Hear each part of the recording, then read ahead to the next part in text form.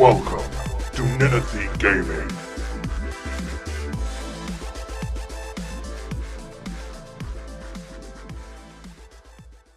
Looks like it's finally that time. It's been a while, Elden Ring. Hello, I'm Ninethie. You may know me from my rants about modern Halo, my Fallout edits, or my wacky songs.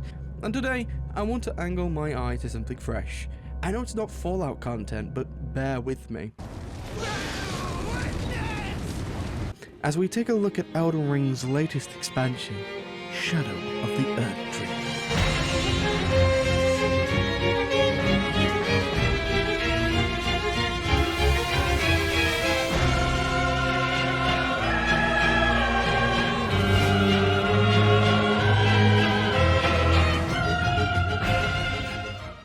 Now, if you know me, you know I'm very harsh with my criticism, often picking at the little things just to illustrate a point, yet with Elden Ring the flaws in that game were so inconsequential, it didn't matter.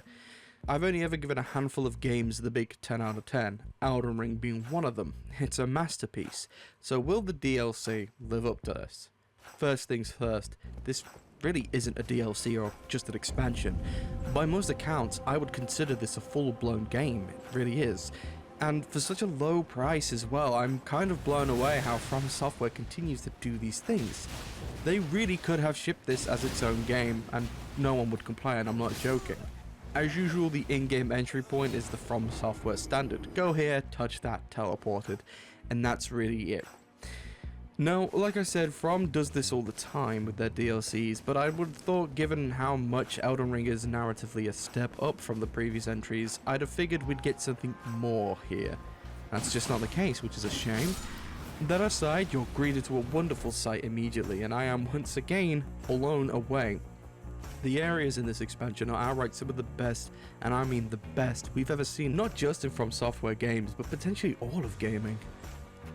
From have always been masters of environmental storytelling, and right from the jump, the game is giving us information upon information while treating our eyes, and I've got to say, it's really awesome to experience it firsthand.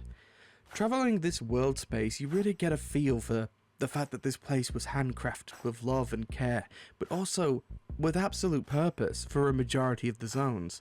Still able to freely explore most of the world as the base game had offered, it's up to the player to make their journey, and I really like that.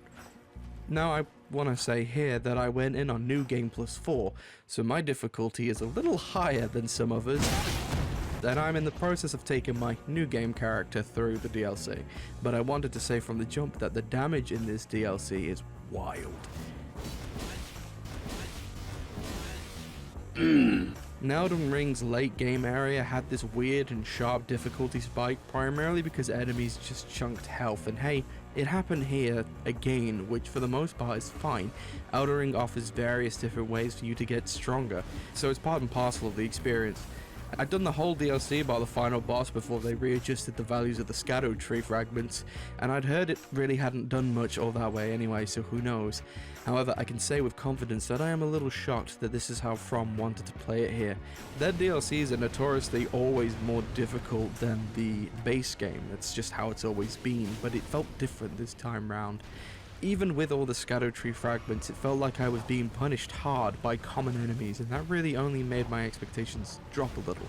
I'm a fan of games punishing me because I'm not responding or trying to learn movesets. It's why both Gale and Medea are my top 5 fights of all time, because they feel like a dance, and when you learn your footwork, you learn how to dance with the partner. This did not feel like that. It felt like they hit hard because people like difficulty, so they should hit hard. That's what it felt like.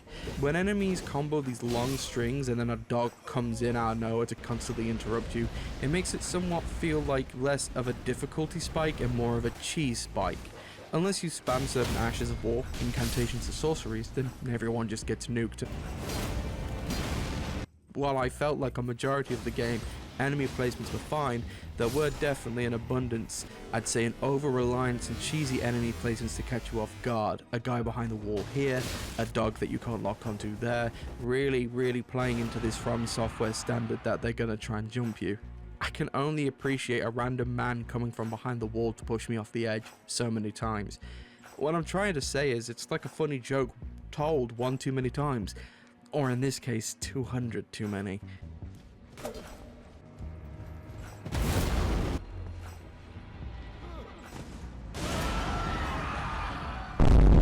The buildings, the set pieces, the locations are pretty much all incredible. All well made and seemingly pretty polished. However, some places kind of felt empty until you sit there pondering their existence for lore. Like that really big bit of woodland area from Bonnie Village up to the Church District where there's just 1,000 wolves and not much else. Which, I don't know if that's a good use of space, but fair enough, I guess. Some enemies in these spaces, however, aren't well placed at all.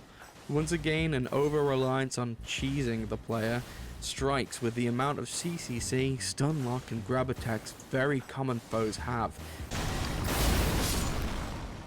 It makes navigating this world less enjoyable and more of a frantic rush to kill the stun worm before his buddy can suck my head clean off like a... What I'm saying is some enemy types feel like they haven't really been playtested. If you've been to the Finger Ruins, you know what I'm on about. Let's talk about the bosses. Well, what can I say? I don't doubt for a second that you've probably seen 1, 2, or 3,000 posts or articles about how the DLC is too hard, and that there's others telling them to get good, but in my opinion, it's kind of true.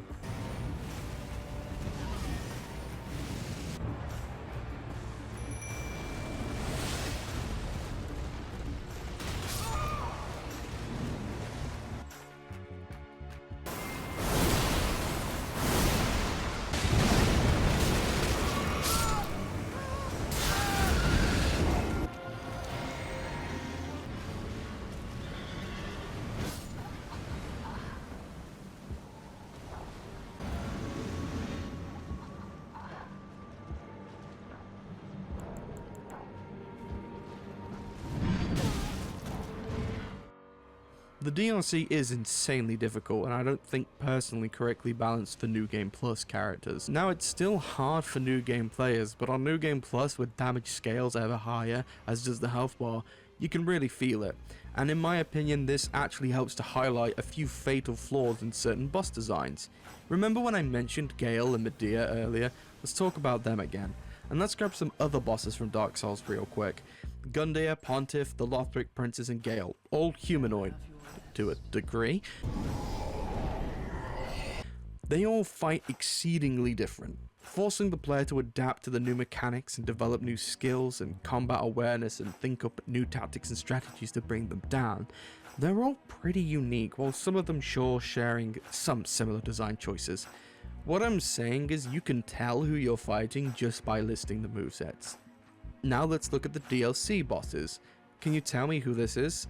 Is big, not slow, lightning fast with a wider range of very colourful effects that follow their attacks, so much so that it chugs the performance of the game, have AoE spams, have grab spam attacks, they use melee but also use some form of magic, has a 10 attack long combo they can feint the last attack off to then go into the air for a dive attack. They also spend 70% of their time in the air so you can't damage them, dragging the fight out. Wanna guess who that is? I'll give you 3 seconds. Wrong, it's nearly all of them. Nearly every single boss has the same move principle.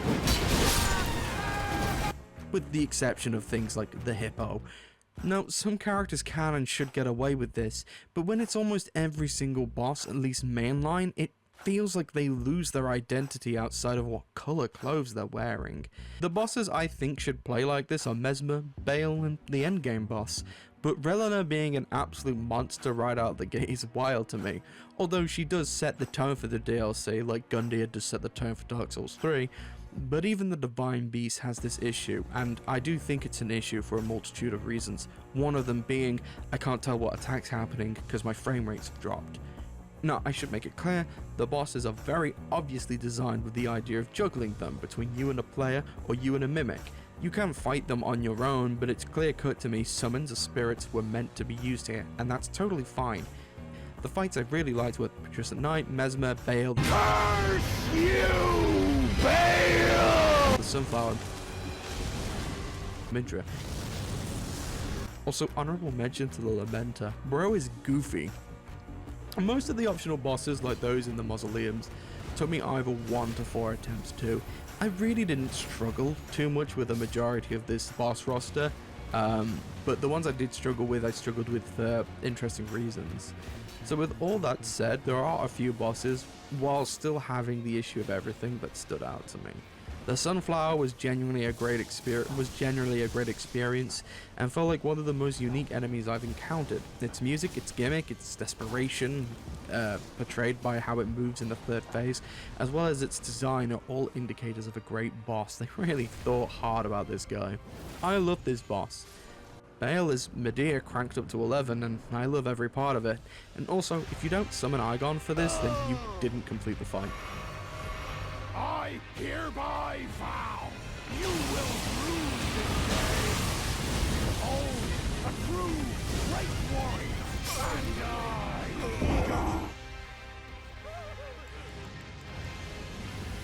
And I love Mesmer's fight in its entirety. He felt a little broken at times though, a little glitchy. His arena is surrounded by an invisible wall, so when he hits this kind of threshold, I've noticed his animations jump a little bit, which is a shame. I think with some polish and fine tuning though, he could like climb up really high to like one of the best bosses. But the best, it's Midra, or Midra, hands down. foolishness! The first phase being this joke, meme, sad little man, only to see what he becomes in the second phase, is absolutely phenomenal peak storytelling, and I love everything. The design of the second fight is incredible. His attacks, his moveset, his looks, and his music are all perfect. His music especially really helped to send it home that this is an otherworldly being. I never felt like I was being cheesed or I had to cheese. He was one of the 2 10 out of 10 fights. My only issue is he's a little easy. Bale is the second 10 out of 10.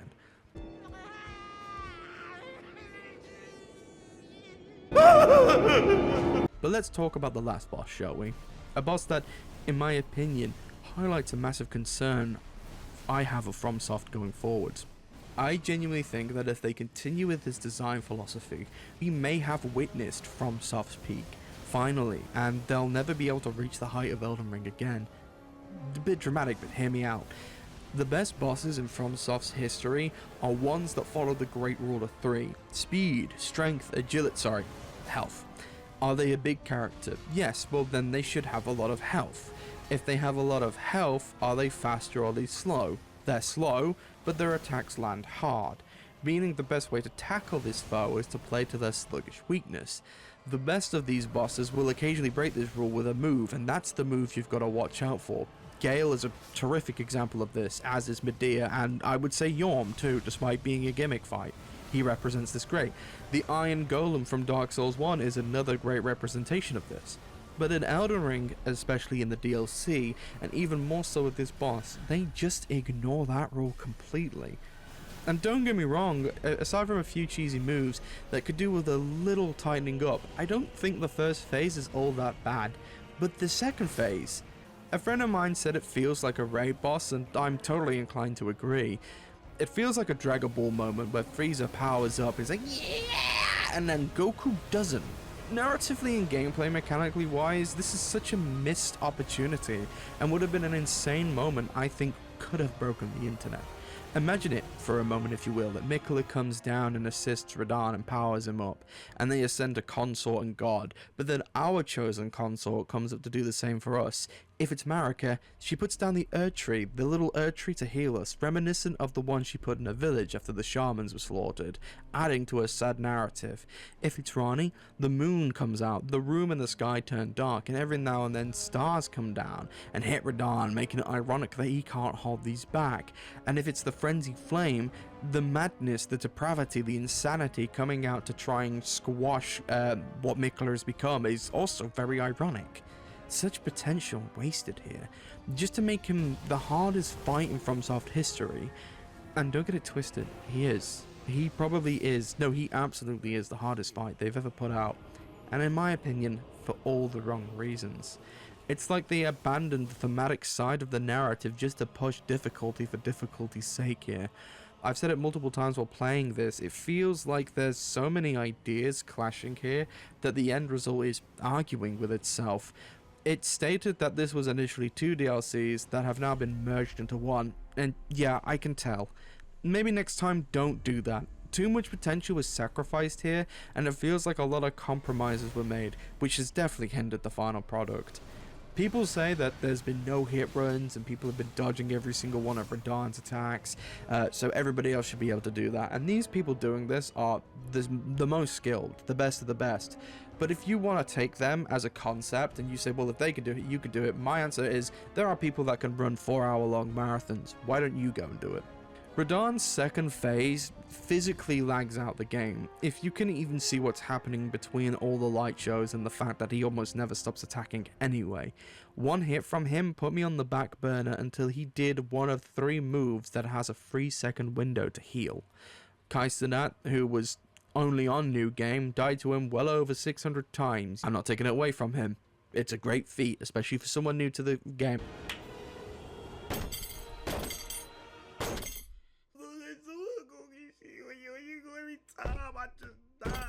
You need to do, instead of being angry that he's being annoying and angry that he's kicking your butt, be excited to win.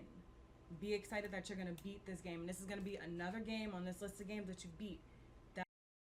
Everyone says Radahn is difficult, but I think people are scared to say why.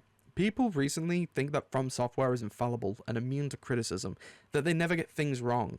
But they do, like every developer. If you need proof of this, Scholar of the First Sin exists. Radahn ruins the DLC for a lot of people, and I do think he has had an effect on the overall score for me too. While I love the majority of the DLC, it also asks way more questions than it answers, which is again par for the course for From Software. But when the narrative of the base game is levels ahead of any other game they've put out, I expect the same here, and it kind of just dies down towards the end really, aside from lore implications anyway. Overall, what initially felt like the second half of Elden Ring ended up feeling more like an offshoot story, where they phoned in too much of the cheese mechanics in an effort to scale up the difficulty for difficulty's sake, which undermines all the effort put into the world space itself. There are far more positives than negatives here, like the music and everything is just really good, and I love the fight with Leda and her squad versus me and the boys, despite there being some one-shots and stuns in that fight too. Also, shout out to Hornson for having a one-shot, a very cool mechanic there. Also, human NPC fights will spam certain moves and jump attacks, which is a shame because I'd like more variety. I like NPC fights because they feel like a duel. Look, I love Elden Ring, I love From Software, and I love this DLC. It does not affect the 10 out of 10 Elden Ring has at all, but I did expect more, and it felt like this DLC definitely wasn't properly playtested. Radahn feels like fan service, which is fine because I love Radahn and also they justified him being here, but I really wish there was a second DLC or they confirm Elden Ring 2 and maybe just go back to the basics a little bit. You can't bring in a broken hitbox boss that plays like he's from Sekiro while I'm playing like I'm from Dark Souls. Yeah, I'm talking about Gaius. Yeah, Gaius outright does not belong in this game.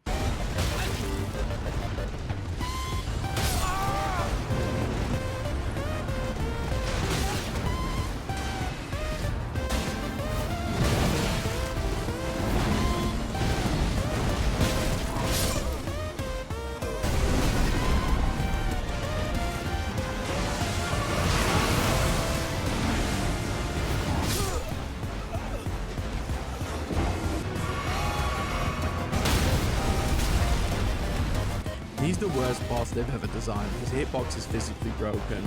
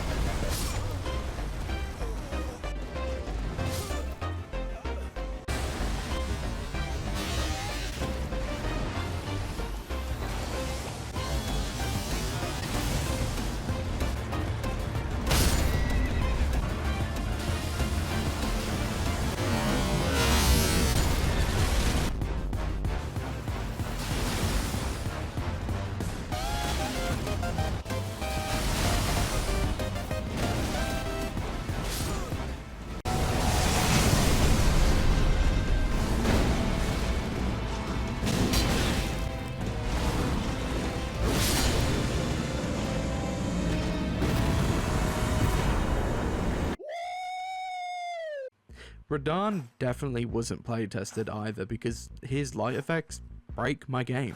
They break my game. One is a really good experience, a great one in fact, for the most part, is marred by weird designs and decisions that are either confusing or bad enough to genuinely affect the overall experience.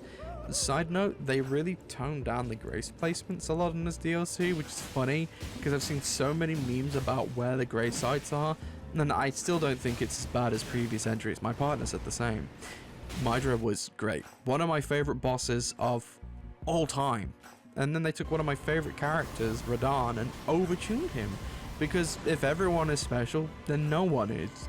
It does worry me going ahead because I want them to take a step back and design fights that are both amazing to see and amazing to experience, instead of, oh yeah, this fight looks cool to watch, because I'm paying to play the game.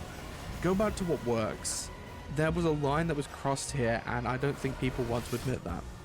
All in all, DLC is a solid 8 out of 10, and it gets the Ninethie seal of approval. I really hope we get a second one because it is fantastic, but maybe rein in your madness a little, Miyazaki. There's nothing wrong with letting your players breathe. Thanks for watching, everybody, and let me know what you think down below in the comments. I'll see you next time. Ninethie out. Oh, the next edit's gonna be Elijah, by the way. I'm Boyle.